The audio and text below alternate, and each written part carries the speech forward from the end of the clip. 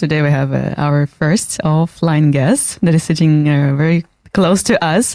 And Limo, we're very happy to see you here. Yeah, excited to be here too. Nice to have you here, man. Thanks.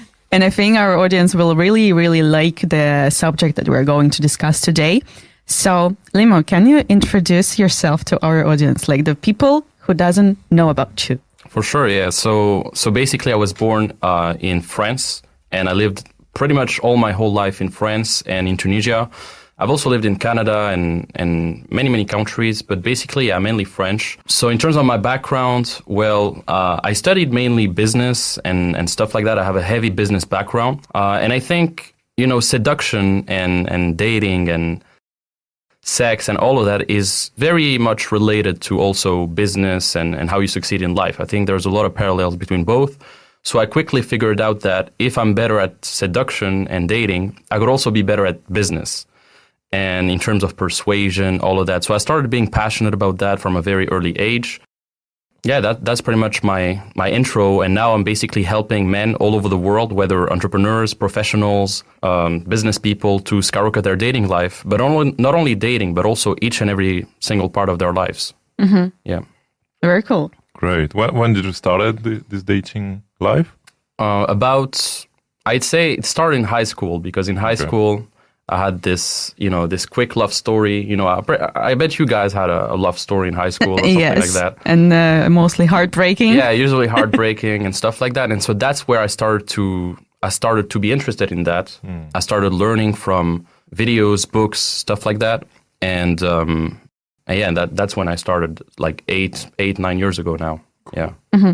So once again, why did you decide to build this whole career about seduction? Like, what's the point? Because you want to help men to find a woman, or maybe you had some of your like own problems, maybe when you were young to seduce women or to have a relationship, or you just realized that this is like a successful business model and many men are interested in it. So how this idea came up? I mean, there's many aspects of that, but the first thing is it's not my main, it's my career now, but I don't view it as, it's my career, that's it, I'm the dating coach now. No, I'm multifaceted. I can be a DJ, a dating coach, a business guy, a real estate. I can do whatever. But that's one of the subjects that I'm passionate about. And there's only 3 main niches that are very profitable if you want to do a business. There's like the health niche, the wealth niche, like teaching money and stuff. And then there's relationships, 3 niches. And yeah, I just choose relationships. I could have I could choose business, but yeah, I was more competent in seduction than in business. So I chose seduction. But I love all 3, and I think you can make a thriving business in whatever you want, as long as you love it. Mm-hmm. So, is it possible that maybe in the future you will kind of refuse from this seduction path in your life and you will switch to another kind of business model? Probably, yeah, at some point. At some point. I would still teach it just for the sake of it. I mean, if I have kids also in the future, I could also teach them some ideas, especially guys. But definitely I can branch out and do something else. But I would still love to learn about female psychology, seduction. I think it's mastery is a never-ending process. So once you start this journey, I think you quickly realize that it's a lifelong process. There's never a point where, I know enough now. That's it. See what I mean? Well, let's talk about seduction. Yeah? All right. First, how, in your opinion, is easy way to meet women? Like maybe you can share some tricks. Pierre told me that you kind of have this gradation that how to meet on the street. Yeah, how to meet inside, like gym, restaurant, whatever, and how to meet women in your kind of group of friends or circle of your friends, and online in dating apps. And party as well? Yeah, parties, nightlife, everywhere. One point about that I want to mention is a lot of guys, they only teach cold approach, which is approaching a woman in the street or whatever. Okay. And which is a good thing. I think. Oh my God, it's like a business model. Yeah, definitely. It is. There's different sub niches in the niche, But basically, yeah. So a lot of guys teach only that, but I think you got to be multifaceted. If you only rely on one source, like I'm just going to approach women in the street, and you're not competent, for example, with your online presence, with Instagram, with things like that, well, you're not adapting to the current dating marketplace, because it's evolving. Everything is going online. And you can't be this guy who's just going to approach women and just do that. Okay. So there's also multiple facets. But let's come back to your question. Yeah, Sorry, I was a little bit... How to meet a woman?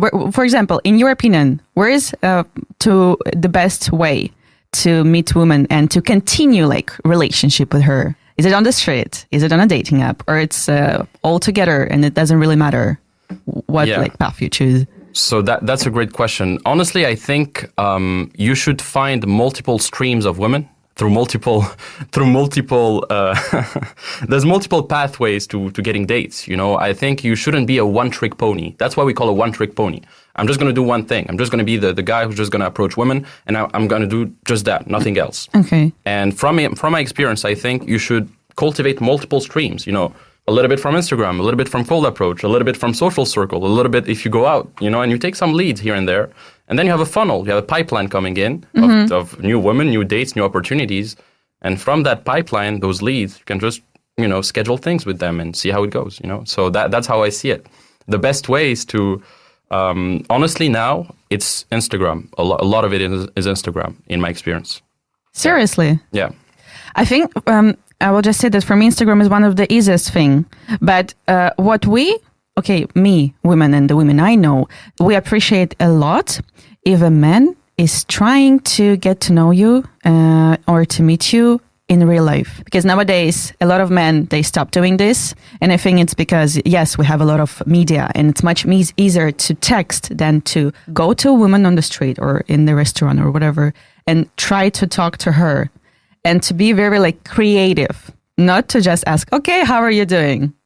So what do you think about that? No, definitely. I think the art of approaching a woman in the street or at the gym or situationally in your daily life is never going to go away. I think this is a skill set that is more and more important as we become more divided with technology, etc. I think people should aim to meet people in real life. But pragmatically, from my experience, nowadays we're busy. I mean, you guys are entrepreneurs too. You have your businesses, you have stuff. And sometimes it feels a little bit inefficient to just go out to approach women. You can do it situationally, but some guys, they plan their life around that. Like, oh, I'm going to go to the mall for 3 hours and I'm just going to approach women.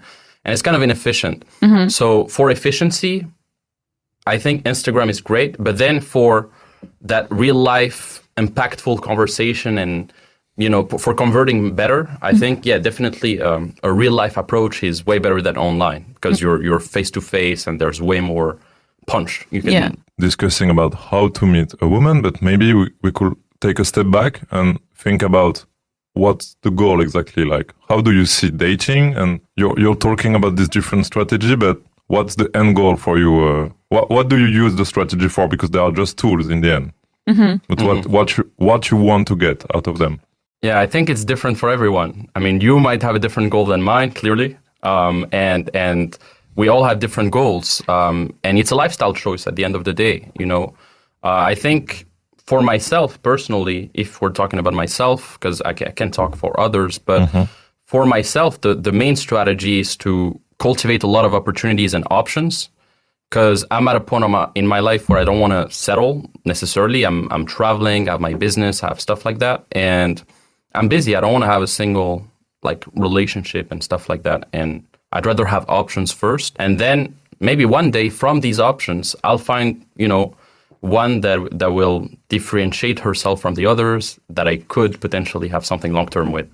So you believe in monogamy overall, or what's your view about this? I think monogamy could be great. But even if you're monogamous with one girl, I think it's good also to have a little bit of options just in case, you know, like not necessarily cheating, but showing her that you could cheat in some way. Like you could technically, because you're flirting, you know, you're not, you know, you're just seeing the menu, you know, you're just flirting a little bit without necessarily cheating on her. That's how I view it. Because even in a relationship, I think it's important for a man to still be what I call anti-fragile, like have this versatility as well, where you could still, you know, cultivate some options, but by choice, you don't do it. You show her that you could, but you don't do it necessarily. If monogamy is what you want. But what about the woman then? The woman is different. Oh my God. This is where it's starting. Okay, let's go. Because for women, it's haram. it's haram to do. And I'm not going to go religious here, but since the dawn of time, I mean, female promiscuity has been prohibited in some way. And there's a reason for that, because biologically, women and men are different. I mean, women can't have, multiple kids with everybody. I mean, she could technically, but it's limited. She has limited eggs. The way she's wired biologically is different. And so for a man, it's much more natural to just spread your seed through different women. Through history, that's what men did. I mean, if you think about, powerful kings in history or stuff like that, that's what they were doing. Actually, 4% of the Asian population comes from Genghis Khan, which was like the king there, because he impregnated so many women. And the opposite isn't true in history. Like, very few females have a ton of kids with different guys and stuff like that. It doesn't happen because it's different. So I think definitely a man could have multiple women, and a woman that has multiple men definitely isn't optimal at all for her. She loses value more than a man, for sure.